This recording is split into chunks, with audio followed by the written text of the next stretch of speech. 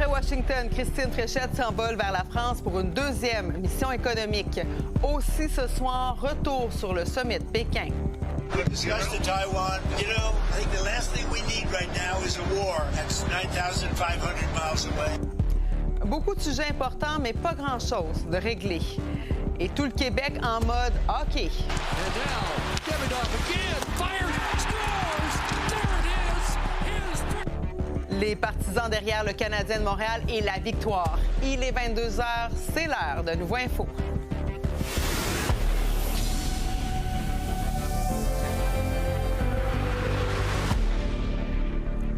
Bonne fin de soirée tout le monde. Christine Fréchette s'en va ce soir vers la France, un deuxième voyage diplomatique après Washington. En peu de temps là, pour la nouvelle première ministre du Québec. L'objectif de sa mission, réaffirmer ses liens entre le Québec et la France, mais aussi tirer son épingle du jeu et obtenir des contrats dans le réarmement de l'Europe. En plus de rencontres à saveur économique, tout indique qu'elle serait reçue aussi à l'Élysée pour rencontrer le président français Emmanuel Macron. Plus tôt aujourd'hui, la première ministre était de passage à Drummondville. Elle a annoncé le remboursement de la taxe carbone aux entreprises agricoles. Et on continue à en parler avec Victor Henriquez. Salut, Victor. Salut, Marie-Claude. Alors là, après Washington, Christine Fréchette s'envole vers Paris. Est-ce que stratégiquement, c'est une bonne chose pour la première ministre? C'est une excellente chose pour la première ministre qui, justement, veut montrer des images fortes de sa vision économique. Donc, elle a commencé à Washington où est-ce qu'elle a eu notamment une rencontre très intéressante avec le responsable du commerce, Jamieson Greer. Et là, on s'en va à Paris, un allié naturel, un allié politique du Québec, mais aussi un allié culturel et un allié économique. Alors, ce que Mme Fréchette va nous donner, ce sont des images fortes. Probablement, tu le disais en introduction, une rencontre avec Emmanuel Macron, également des sorties sur la culture, des rencontres économiques, tout ça pour montrer aux Québécois des images fortes de ce qu'est Mme Fréchette, l'identité et l'économie dans un même parti. C'est ce qu'elle voudra passer comme message. Oui. Et justement, si elle rencontre Emmanuel Macron, est-ce que ça la positionne encore plus en moment où le Québec, on sera bientôt là, en campagne électorale? Tout à fait. Pour Mme Fréchette, cette rencontre avec Emmanuel Macron, ce qu'elle démontre, c'est qu'elle est une chef d'État. Et cette image-là, elle est forte, elle est importante. Il faut dire que M. Macron a une situation politique très difficile à l'intérieur, mais à l'extérieur de la France, il représente encore cette image d'un homme d'État fort, membre du G7. C'est ce que Mme Fréchette ira chercher lors de cette rencontre. Et également, de ce côté-là, montrer aux Québécois qu'elle est, elle aussi, une chef d'État, membre de cette grande table. Et souvent, ce que les Québécois s'attendent après ce genre de visite-là, c'est des retombées. Donc, si le Québec réussit justement à tirer son épingle de jeu en ce qui a trait à le réarmement de l'Europe, est-ce que là aussi, elle risque de faire des points? Ça vient quand même avec une pression, tout ça. Ça vient avec une pression importante et je serais extrêmement surpris qu'on ait des annonces majeures à ce moment-ci. Maintenant, il y aura des rencontres intéressantes. On sait qu'on s'en va en campagne électorale au Québec et on sait qu'au niveau de l'interventionnisme de l'État, la CAQ a été décriée. Donc, ce que je m'attends, par exemple, c'est qu'elle ait un discours économique semblable à celui de M. Carney, de dire le Québec est ouvert pour faire des affaires et nous avons des choses à offrir. C'est le message qu'elle voudra passer au nom des Québécois. Peut-être un petit mot, Victor, aussi sur Paul Saint-Pierre Plamondon, chef du Parti québécois, qui accuse le chef conservateur d'avoir enfreint la loi électorale. Une accusation qui se fait quand même là, juste avant les élections. Est-ce que ça, c'est un coup dur pour Éric Duhem? C'est un coup dur si c'est prouvé par le DGEQ qu'il y a eu mauvaise utilisation des fonds électoraux. Ouais. Moi, ce qui me surprend à ce moment-ci, dans Arthabasca exactement, ce qui me surprend à ce moment-ci, cependant, c'est que on dirait que Paul Saint-Pierre Plamondon est en train de tirer un peu dans tous les sens et je cherche l'objectif derrière cette plainte-là. Est-ce qu'il y a des craintes qu'Arthabasca puisse tomber entre les mains des conservateurs? Est-ce qu'on cherche à faire mal à pourtant quelqu'un qui pourrait représenter une espèce d'alliance naturelle, un endroit où aller chercher des votes? Parce qu'on sait que plusieurs idées de M. Saint-Pierre Plamondon partage quelques idées d'Éric Duhem. Donc, je suis un peu surpris de la stratégie. Ce sera de voir dans les prochains mois c'était quoi l'objectif. On n'est pas encore en campagne, mais on sent qu'on se rapproche. Merci beaucoup, Victor. On n'est pas loin. Bon week-end. Et sur la scène fédérale, maintenant, le premier ministre du Canada et la première ministre de l'Alberta s'engagent à faire un projet de pipeline dans l'Ouest, un projet d'intérêt national. Mark Carney pense qu'il pourra l'annoncer d'ici octobre 2026. La première ministre albertaine, elle envisage le début de la construction d'ici octobre 2027. We'll be signing an agreement today that clearly sets out a pathway to the construction of a new oil pipeline to Asian markets.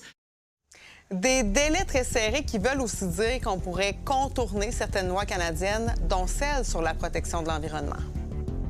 C'est une journée noire. C'est clairement incompatible avec ce qu'on devrait faire. Ça va retarder la transition, le développement d'emplois verts. C'est d'une irresponsabilité, honnêtement, sans nom en regard de la crise climatique. Scène internationale maintenant, Donald Trump rentre de son voyage en Chine où il a rencontré son homologue Xi Jinping. Au cours des 2 derniers jours, les 2 dirigeants les plus puissants de la planète ont discuté de grands enjeux, mais il semble qu'il n'y ait eu aucune avancée significative. Sabrina Rivet.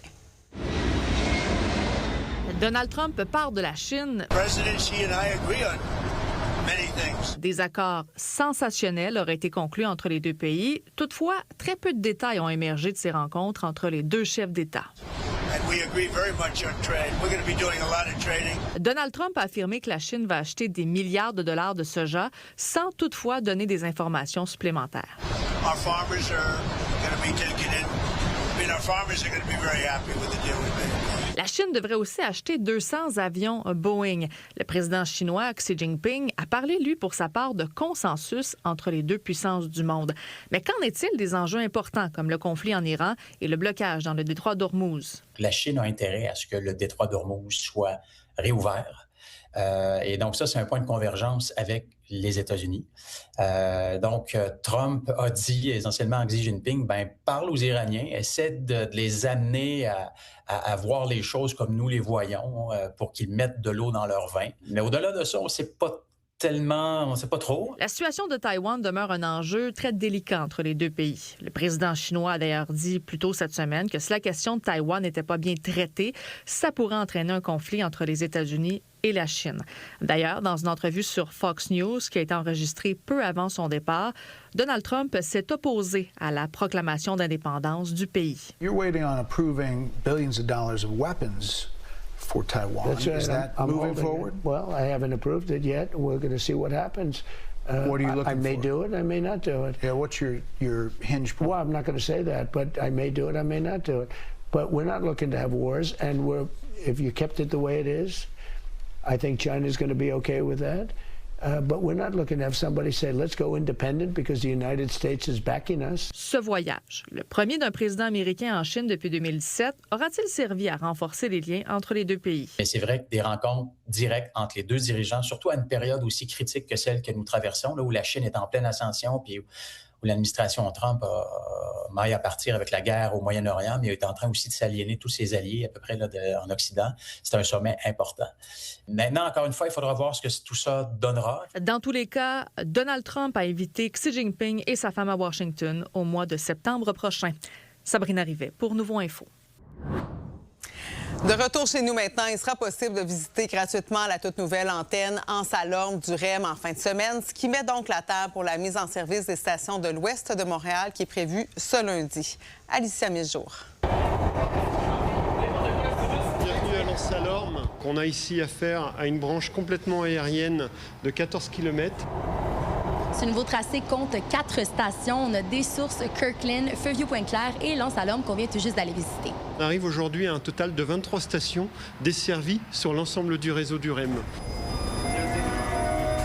Nous avons un objectif d'achalandage de 150 000 passagers par jour sur l'ensemble du réseau. Ce qu'on constate, c'est déjà que la ligne en Salorme, elle circule depuis quasiment 2 mois, en imitant le service commercial 20 heures par jour, de 5h30 à 1h30 du matin. On a atteint un taux de fiabilité qui est satisfaisant pour l'ouverture. On vise à le maintenir. Sur les derniers arrêts de service qu'on a pu voir sur la ligne de montagne ou la rive sud, c'est que les causes qui mènent à ces arrêts de service ne se répètent plus. C'est-à-dire que l'opérateur arrive à réparer les systèmes lorsqu'ils ont besoin de réparer, ne pas faire les mêmes erreurs s'il y a eu des erreurs. Aujourd'hui, nous sommes en train de déjà préparer avec les équipes de Pulsar l'hiver prochain, avec une attente qu'on fasse bien évidemment mieux que l'hiver dernier. L'hiver dernier qui était beaucoup mieux que le premier hiver. Donc aujourd'hui, on voit que cette tendance est positive. Il faut absolument continuer et il faut effectivement rendre le REM le plus fiable et le plus performant possible. Et si vous aviez prévu vous rendre en voiture ici à une de ces 4 stations, le stationnement pourrait être un enjeu. Seulement 1200 espaces de stationnement seront disponibles, un nombre beaucoup moins élevé que prévu. On reconnaît que certains usagers n'ont pas d'autre choix que de prendre leur voiture et c'est pour ça que lorsque c'était possible, en prenant en compte les contraintes du voisinage, On a construit ces stationnements incitatifs. Néanmoins, la solution, c'est le transport collectif. Il faut souligner que le réseau de bus a été repensé et sera mis en service la semaine prochaine. On collabore également avec Communauto, Bixi, on a construit des pistes cyclables dans le voisinage lorsque possible et on sera super attentif aux premières semaines, aux premiers mois et on verra, on ajustera lorsque possible en fonction des nouvelles habitudes qui vont se créer des usagers. Prochaine étape, la branche vers l'aéroport Montréal-Trudeau. Nos équipes travaillent déjà aujourd'hui dans la station aéroport avec ADM. Donc nous rappelons que la station ADM n'est pas sous la responsabilité de REM. L'objectif que nous donne ADM, c'est effectivement une mise en service pour d'ici la fin 2027 et nous ne voyons pas d'enjeu majeur à la date d'aujourd'hui pour tenir cette date. À Pointe-Claire, Alicia Meljo pour Nouveau Info. Les recherches ont repris au Mont-Tremblant, pour tenter de retrouver Liam Thoman. Le jeune Ontarien de 22 ans est porté disparu depuis 15 mois maintenant. Il a été vu pour la dernière fois le 2 février 2025 vers 3 heures du matin alors qu'il rentrait à son hôtel de la populaire station touristique. Il est en voyage de ski avec des amis. Près d'une centaine de bénévoles ainsi que des chiens pisteurs vont ratisser de nouveaux secteurs de la montagne en fin de semaine. Il n'y a pas seulement que les Canadiens de Montréal qui sont en séries éliminatoires, la victoire l'est aussi, mais quand même deux traitements différents. La suite au retour. Tout le Québec vibre au rythme des séries au hockey. Oui, les Canadiens de Montréal sont à une seule victoire de participer à la finale de l'Est, mais il y a aussi la victoire qui a gagné son premier match de la finale de la Coupe Walter. Mais pourquoi nos joueuses professionnelles attirent moins l'attention médiatique? Marie Cassimard. Here's Demidov, who's been sniffing it. Luukkonen, they score! Montréal qui remporte ce premier match! Deux équipes de hockey de Montréal en séries éliminatoires, mais avec une couverture médiatique complètement différente. D'un côté, on a les Canadiens de Montréal et de l'autre, la victoire de Montréal. Même si le hockey féminin gagne en popularité, reste que ça reste pas facile de rivaliser avec le hockey masculin. En même temps, il faut dire qu'on écoute les Canadiens de Montréal depuis plus de 100 ans, alors que la victoire, elle, existe depuis à peine 3 ans. Et ça, la Ligue en est bien consciente. On est tellement contente que le Canadien connaisse autant de succès. Et puis, moi, je pense que c'est la ville qui est hockey. Oui, c'est sûr que le Canadien prend plus de place, mais on le comprend. Puis en même temps, ben nous, on se développe notre marché, on développe de nouveaux fans. Est-ce que le succès des Canadiens éclipse celui de la victoire? J'ai posé la question à Andréane Barbeau, qui deviendra à l'automne prochain la première femme à animer les matchs des Canadiens. D'ici là, elle continue à occuper le poste d'analyste de la victoire. C'est un concours de circonstances. Évidemment, hier, la victoire jouait au même moment que les Canadiens de Montréal. Oui. Est-ce que tu dirais que le succès des Canadiens éclipse en quelque sorte celui de la victoire? Tout le concours de circonstances de cette semaine a fait en sorte que ça a été un peu bousculé, mais il y avait quand même environ 5000 personnes à la Place Belle. Si j'avais dit ça il y a 3 ans, on va mettre 5000 personnes à la Place Belle un soir de match de série du Canadien pour du hockey féminin, personne ne m'aurait cru. Oui, ça peut être vu comme un geste féministe, mais ça peut être vu aussi comme une façon de soutenir son équipe. Puis l'équipe de la Victoire a besoin de ses partisans, évidemment, comme n'importe quelle autre équipe, mais la LPHF en tant que telle est en pleine expansion en ce moment. On voit des nouvelles équipes aussi qui rentrent. C'est une ligue qui est relativement jeune. Si on veut que ça fonctionne, évidemment qu'il faut que les partisans, les partisanes soient derrière leur équipe. Puis jusqu'à maintenant, ça fonctionne vraiment bien. Pouvez-vous nous expliquer comment est-ce que, justement, la montée en popularité de la Ligue permettrait d'atteindre un meilleur confort salarial pour les joueuses? T'sais, les gens viennent à l'aréna, les gens achètent des vêtements. Il y a des ententes aussi au niveau du broadcast. Donc, tout ça va faire en sorte que les salaires vont tranquillement augmenter. Tant du côté des Canadiens que de la victoire, les prochains matchs auront lieu demain. Les Canadiens pourraient éliminer les Sabres de Buffalo au Centre Bell à 20h, alors que la victoire de Montréal pourrait doubler son avantage dans la série face à la Charge d'Ottawa lors du match qui aura lieu à la Place Belle à 14h. À Montréal, Marie Cassimard pour Nouveau Info. Vous commencez peut-être à penser à vos vacances d'été, mais là, vous vous dites on ne veut pas trop aller aux États-Unis. Dans le contexte, les billets d'avion, ça coûte cher avec la hausse du prix du carburant. On a peut-être des idées pour vous ce soir. On accueille Dave Lavaud, directeur général de Tourisme autochtone Québec. Oui, Monsieur Lavaud? Oui, merci de me recevoir. Bien, ça nous fait plaisir de vous avoir avec nous cette semaine. Il y a quand même un plan ambitieux qui a été annoncé, 18 millions de dollars pour accélérer le développement, faire rayonner le tourisme autochtone. D'emblée, j'ai envie de vous demander, ça représente quoi d'un point de vue économique, le tourisme autochtone présentement? Bien, c'est un secteur qui a connu une forte croissance depuis les 10-15 dernières années. Ça passe parfois un peu sous le radar, parce que c'est essentiellement les expériences autochtones. Il y en a 234 au Québec. Ils sont un peu dispersés en milieux éloignés, semi-éloignés, beaucoup. Mais c'est quand même un nombre important d'entreprises. C'est plus de 2000 emplois. C'est un impact sur le PIB de 97 millions simplement en dépenses d'exploitation. C'est donc devenu un secteur, un moteur économique important pour les Premières Nations et les Inuits. L'achalandage aussi, c'est tout près de 2 millions de visiteurs qui nous ont, avec qui on a partagé finalement nos cultures l'an dernier. Alors, c'est un secteur qui est déjà avec un certain élan et on a eu la chance, il y a à peu près 2 ans, lorsque le ministère du Tourisme a identifié le tourisme autochtone comme une de ses priorités, nous a permis d'aller chercher toutes les données, toutes les connaissances stratégiques disponibles ou mettre à jour nos données, même aller voir ce qui se passe ailleurs, en Australie, en Nouvelle-Zélande, en Colombie-Britannique, qui sont des destinations importantes en tourisme autochtone sur la planète, aller s'inspirer pour être en mesure d'avoir toute la data pour déposer un plan ambitieux, un plan structuré, vous l'avez mentionné, pour les 10 prochaines années. Et c'est ce qu'on a présenté cette semaine aux Assises du tourisme pour lancer la chose.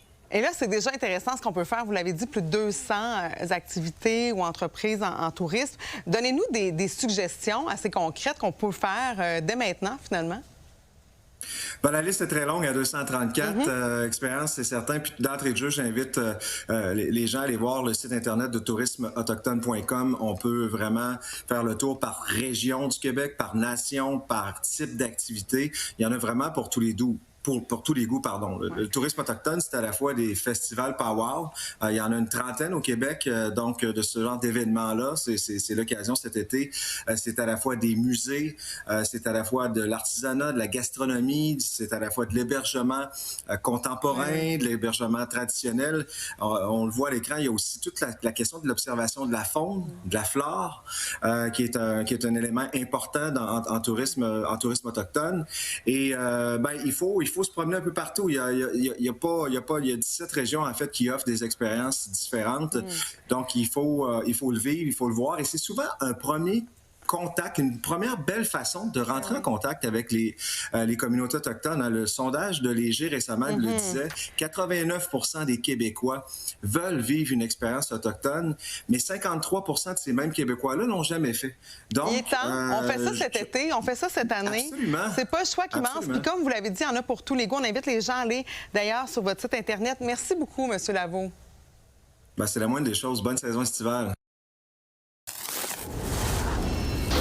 Combien ça coûte au Québec de voyager en 2026? L'été se fait attendre, mais c'est déjà le temps de planifier ses vacances. Sauf que le coût de l'essence et de la vie en général arrête pas de monter. On a donc calculé certains frais qu'il faut prévoir pour les déplacements. Bon, on commence avec la voiture. À la mi-mai, on est autour de 1,89 $ le litre. Pour faire un aller-retour, disons, Trois-Rivières-Gaspésie, on parle donc d'environ 270 $ à prévoir en essence. Ça, c'est avec une consommation moyenne de 9 litres au 100 km. Évidemment, ça peut varier. Par contre, peut-être que le changement qu'on peut faire, c'est de faire du slow travel cet été à la place d'essayer de visiter le plus de villes et le plus d'endroits possible, de sélectionner un endroit ou une région qu'on va privilégier. Il reste l'autobus et le train, mais là encore, les prix sont assez élevés. Faire l'aller-retour Montréal-Québec pour une famille de 4, on parle d'environ 350 à 400 $. Mais il y a quand même moyen d'économiser avec le laissez-passer pour un Canada Fort qui sera disponible du 19 juin au 7 septembre. Ça peut donner des rabais sur certains trajets de train selon votre âge et l'accès à certains parcs nationaux et à des musées. Si tu veux tous les détails sur le sujet ou encore des astuces pour l'hébergement, scanne le code QR. Malheureusement, je trouve qu'ici, en Amérique du Nord, on est un peu en retard par rapport au transport en commun et c'est dommage parce que pour un pays qu'on se dit vert, je trouve qu'on n'a pas assez d'options vertes pour les familles, particulièrement qu'on n'a pas des prix abordables non plus pour les enfants nécessairement. L'avion reste aussi une possibilité avec le programme d'accès aérien aux régions qui donne des rabais entre 50 et 85 % selon la ville où vous voulez aller. On peut penser à Val-d'Or, Sept-Îles ou encore les îles de la Madeleine. Vous avez un sujet d'enquête à nous transmettre, une nouvelle vous fait réagir, vous avez une histoire à partager, je vous invite à m'écrire par courriel. Allez aussi faire un tour sur notre site web nouveau.info, également sur Crave pour revoir nos bulletins de nouvelles.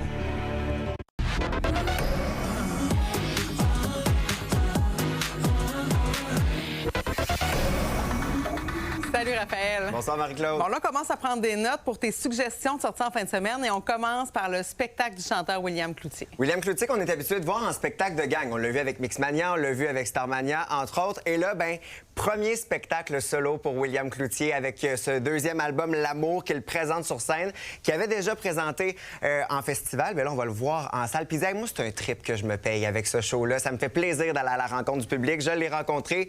Puis ce qu'il me disait aussi, c'est que... J'ai demandé... Parce que tu arrives de Big Brother Célébrité là, cet hiver, il a d'ailleurs gagné le prix coup de cœur du public. Est-ce que ça t'a aidé, ça, à remplir tes salles Big Brother Célébrité?